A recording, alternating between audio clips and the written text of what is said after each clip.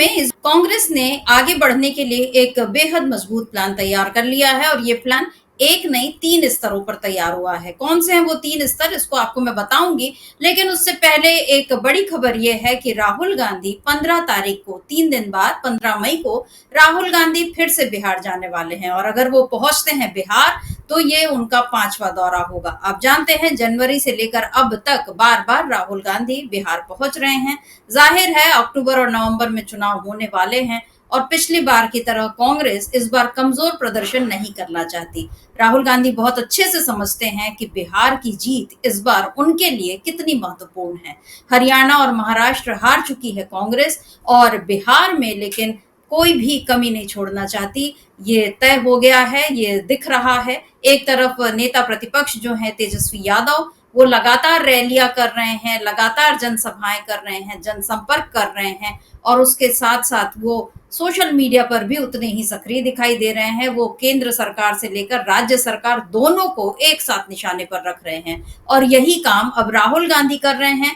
केंद्र में तो उनकी भूमिका तय है ही, लेकिन बिहार में भी अब राहुल गांधी काफी सक्रिय देखे जा रहे हैं और इसके साथ साथ कांग्रेस ने अब एक दूसरा काम ये शुरू किया है कि अब वो न केवल केंद्रीय नेतृत्व बल्कि अलग अलग राज्यों के नेताओं को भी अब बिहार भेज रही है ताकि वहां पर जातीय गोलबंदी की जा सके। जी हाँ, सही सुना आपने, जातीय गोलबंदी। आप जानते हैं कि बिहार में क्या महत्व है जाति समीकरण का। कोई भी जो अगर इस चीज को नहीं समझेगा कि बिहार में जाति समीकरण का क्या खेल है राजनीति में, तो वो सत्ता हासिल नहीं कर पाएगा। नीतीश कुमार इस बात को बहुत अच्छे से जानते हैं, लालू प्रसाद इस बात को बहुत अच्छे से जानते हैं, तो उन दोनों को सत्ता मिलती रही। बीजेपी इस खेल में फिसड्डी ही रही, उसे नहीं समझ में आता था, उसका एक अलग ही चलता था। वो हमेशा दबंगों के साथ, उसको सवर्ण और ऊंची जाति के लोगों को बीजेपी ने हमेशा अपने साथ रखा। उसका नुकसान उसे हुआ, उसको समझ में आया, तो अब बीजेपी को नीतीश कुमार, चिराग पासवान, जीतन राम मांझी इन लोगों का सहारा लेकर बिहार में अपनी सत्ता चलानी पड़ रही है। लेकिन कांग्रेस ने वो बहुत अच्छे से समझ गई है कि इस बार किस तरह एनडीए को मात दी जाए और इसके लिए कांग्रेस ने जो तैयारी की है, जिसका जिक्र मैं कर रही थी कि 3 स्तरों की तैयारी, तो क्या है कांग्रेस के वो 3 स्तर आपको बता देती हूँ। कांग्रेस की स्ट्रेटेजी का पहला हिस्सा है जाति गोलबंदी के सहारे एनडीए को मात देना।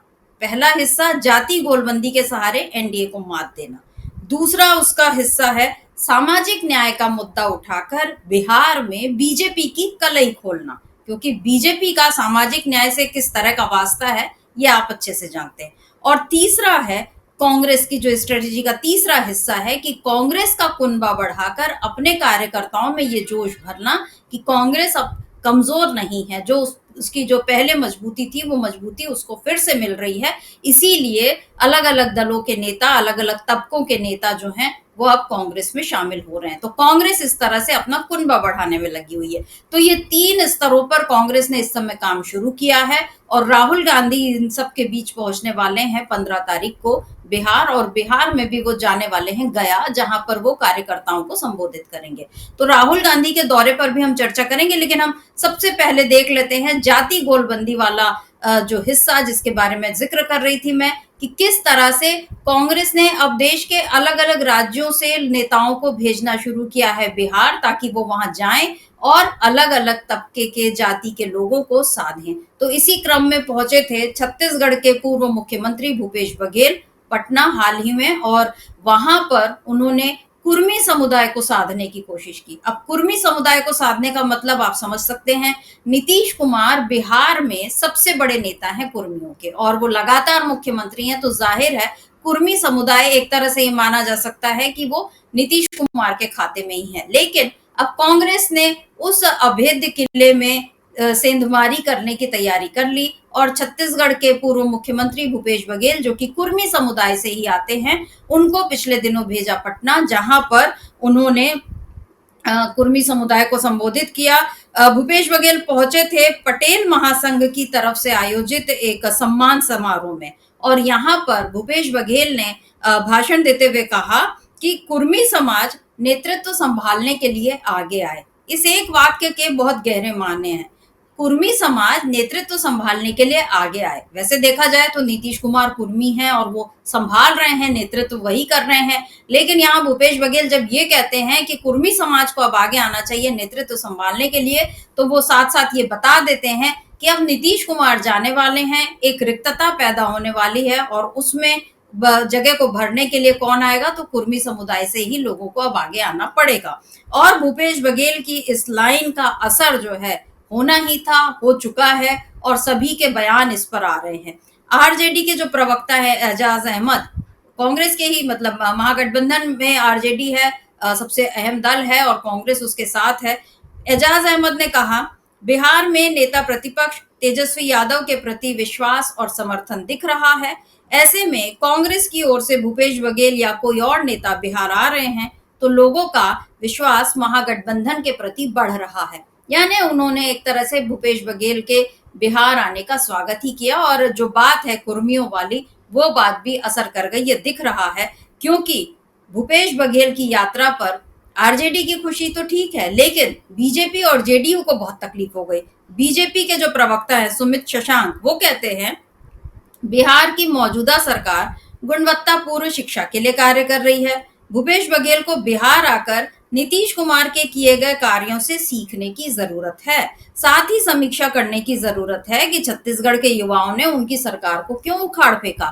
तो यहाँ पर बीजेपी जो अब तंज कस रही है भूपेश बघेल पर, समझ में आ रहा है कि उसको अब इस बात से तकलीफ है कि भूपेश बघेल क्यों पटना आ रहे हैं, क्यों वो कुर्मी समुदाय के नेतृत्व की बात कर रहे हैं। तो बीजेपी का यहाँ पर जिस तरह से वो परेशान हुई है, तो समझ में आ रहा है कि कांग्रेस का जो निशाना है वो बिल्कुल सही जगह पर लगा है। उधर जेडीयू प्रवक्ता, जो नीतीश कुमार की पार्टी है जेडीयू, उसके प्रवक्ता अभिषेक झा कहते हैं, कांग्रेस पार्टी की बिहार में ऐसी हालत जैसे वो 3 में न 13 में।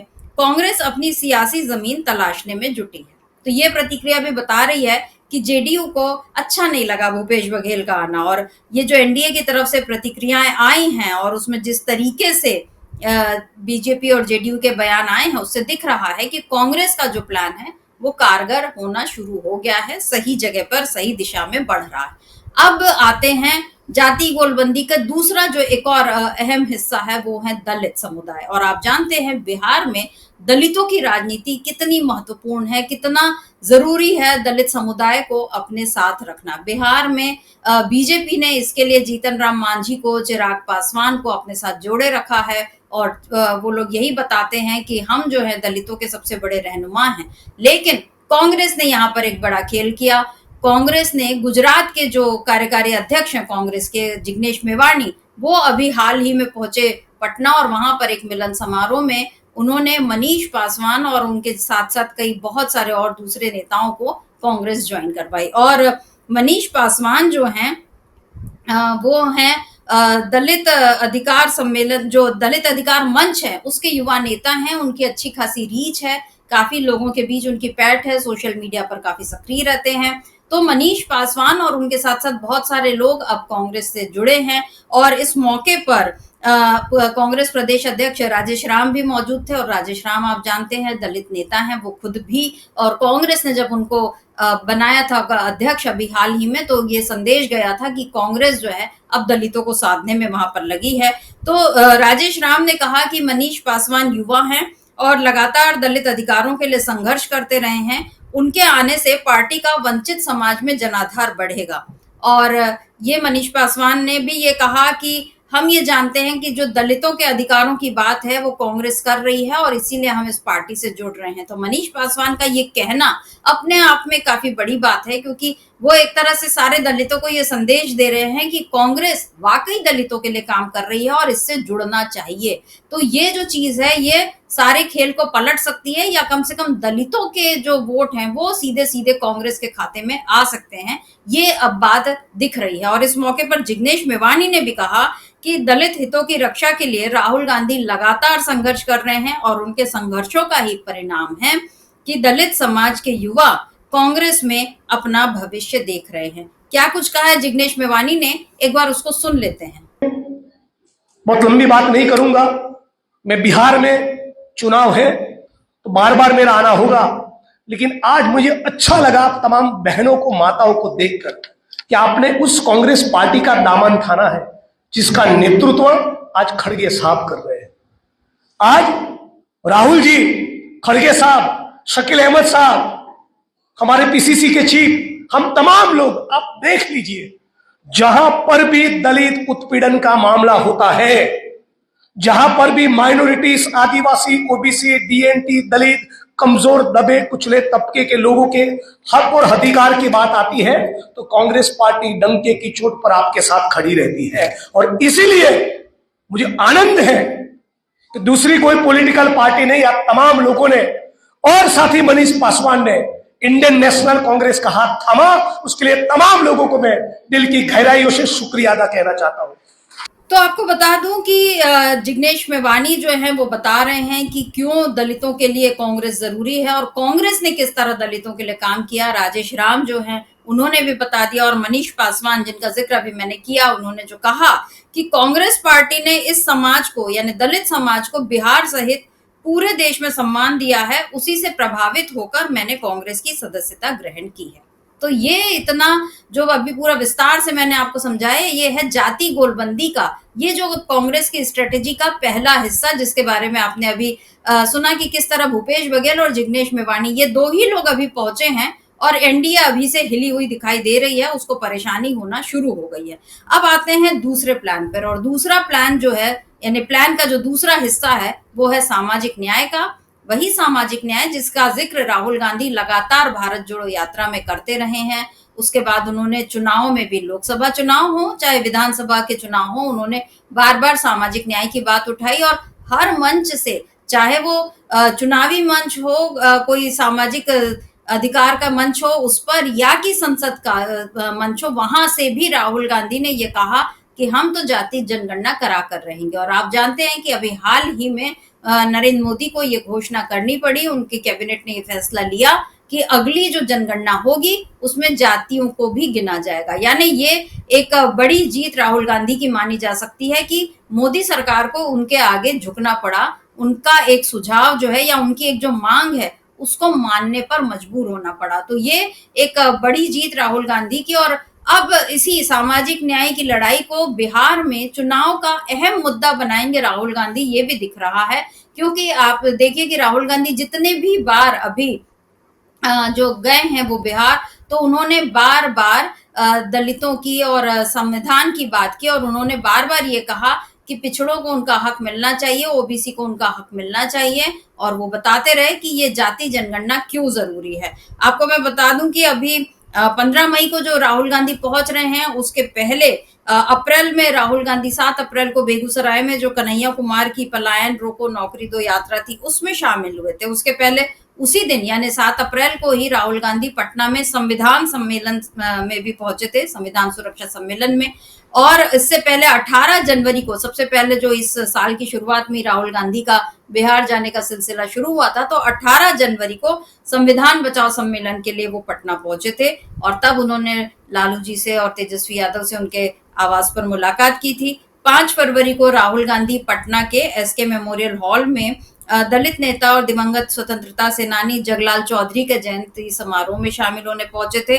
तो वो लगातार, राहुल गांधी जब भी बिहार जा रहे हैं, वो दलितों की बात कर रहे हैं, वो पिछड़ों की बात कर रहे हैं, वो नौकरी देने की बात कर रहे हैं युवाओं को, वो परीक्षाओं में घोटाले की जो बात है उसके खिलाफ युवाओं के साथ खड़े हुए नजर आ रहे हैं। तो राहुल गांधी बिल्कुल टारगेटेड तरीके से, उनको मालूम है कि मेरे को इस बार बिहार में किन लोगों को फोकस करना है, किन लोगों पर फोकस करना है, किन लोगों तक अपना संदेश पहुंचाना है। सामाजिक न्याय की लड़ाई, आर्थिक न्याय की लड़ाई, जो राहुल गांधी का जो मिशन रहा है उस पर राहुल गांधी लगातार काम कर रहे हैं। और अब जब वो 15 तारीख को फिर से पटना पहुंच रहे हैं या गया जा रहे हैं अभी, तो उसमें जाहिर हो रहा है कि राहुल गांधी बिल्कुल मिशन उनका, जो वो कहते हैं कि अर्जुन की तरह उनका जो ध्यान है वो मछली की आंख पर है, तो बिहार में मछली की आंख कौन सी है ये राहुल गांधी ने पहचान लिया है और वो उसी पर निशाना साधने में लगे हुए हैं। तो ये है कांग्रेस के प्लान का दूसरा हिस्सा, जो सामाजिक न्याय की, आर्थिक न्याय की बात करता है। अब तीसरे हिस्से पर आते हैं।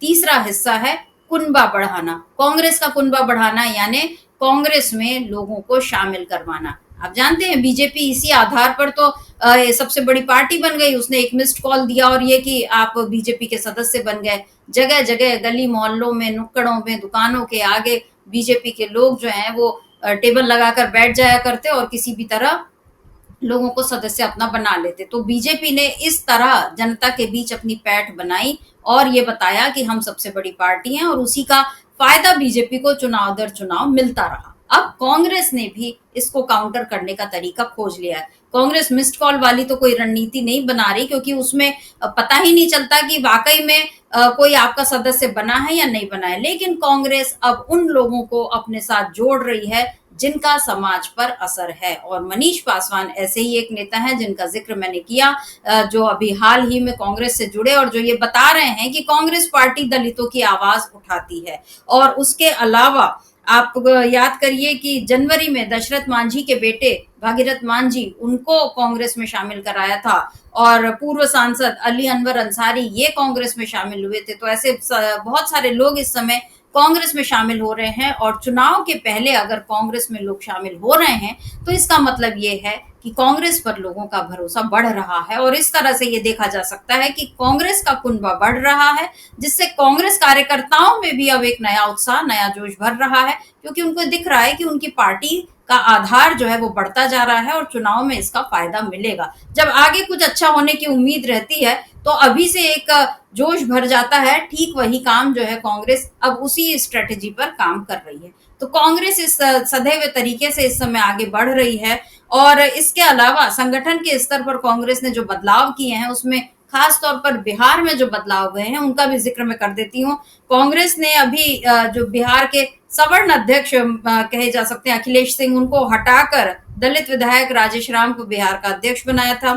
उसके पहले बिहार प्रभारी भी बदले गए थे। मोहन प्रकाश की जगह कृष्णा अल्लवरू को बनाया था। और आप जानते हैं कृष्णा अल्लवरू के अध्यक्ष बनने के बाद, कांग्रेस प्रभारी बनने के बाद किस तरह कांग्रेस ने अपनी यात्रा शुरू की, पलायन रोको नौकरी दो यात्रा शुरू की, जनसंपर्क शुरू किया। और कृष्णा अल्लवरू सोशल मीडिया पर भी सक्रिय रहते हैं। वो एकदम नया चेहरा बिहार के लिए, लेकिन वो बहुत अच्छे से सारी चीजों को संभाल रहे हैं, ये नजर आ रहा है। तो बिहार में कांग्रेस बहुत सदैव तरीके से आगे बढ़ रही है। और पिछले बार उसको महागठबंधन ने जो मिलकर चुनाव लड़ा था उसमें उसके कांग्रेस के खाते में आई थी 70 सीटें, जिसमें से केवल 19 सीटें कांग्रेस जीत पाई थी। कमजोर प्रदर्शन था और कांग्रेस ने अच्छा है कि अभी से अपनी इस कमजोरी को पहचान लिया है और उसको दूर करने के लिए वो काम में लग गई है।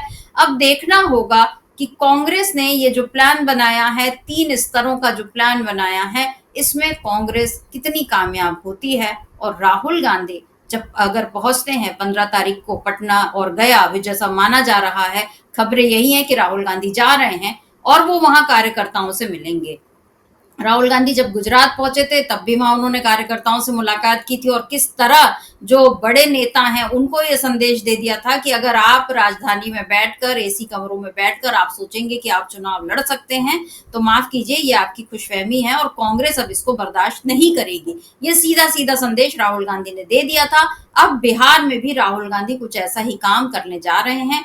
अब वो जब पहुंचेंगे गया तो किस तरीके से वो मुलाकात करते हैं कार्यकर्ताओं से और क्या उनको नया संदेश देते हैं, ये देखना दिलचस्प होगा। और उसके साथ साथ हम ये देखेंगे कि जैसे जैसे इधर तेजस्वी यादव की यात्राएं बढ़ती जा रही हैं, जनसंपर्क बढ़ रहा है, उधर राहुल गांधी भी बिहार में जितने सक्रिय दिख रहे हैं, तो क्या राहुल और तेजस्वी इस बार मिलकर, और बाकी महागठबंधन के तमाम दल, वाम दल भी इसमें शामिल हैं, ये सारे लोग मिलकर क्या एनडीए को पटकनी देंगे, ये अभी देखना बाकी है। तो आज के लिए बस इतना ही।